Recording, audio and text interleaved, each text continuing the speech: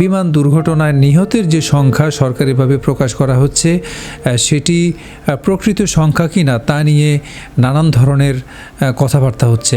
এরই মধ্যে খবর ছড়িয়েছে, বিভিন্ন প্রত্যক্ষদর্শী যারা তারা বলেছেন যে স্কুলটিতে এত কম সংখ্যক স্টুডেন্ট ছিল না এবং এখানে স্কুলের শিক্ষার্থী, শিক্ষক, কর্মচারী, অভিভাবক সব মিলিয়ে মানে কয়েকশো মানুষ সেখানে ছিলেন।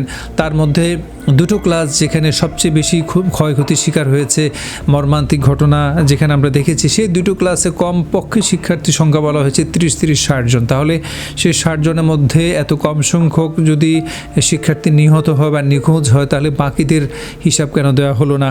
এবং আশ্চর্যের ঘটনা হলো এটা, আজকে দুপুর পর্যন্ত সাংবাদিকরা অনেকভাবে জানার চেষ্টা করেছেন স্কুল কর্তৃপক্ষের কাছে গতকাল তাদের শিক্ষার্থী কতজন উপস্থিত ছিলেন এবং যে দুটো ক্লাস সরাসরি মানে আক্রান্ত হয়েছে, সরাসরি মানে এই ধ্বংসযজ্ঞের শিকার হয়েছে, সেই দুটো ক্লাসে কতজন শিক্ষার্থী ছিল।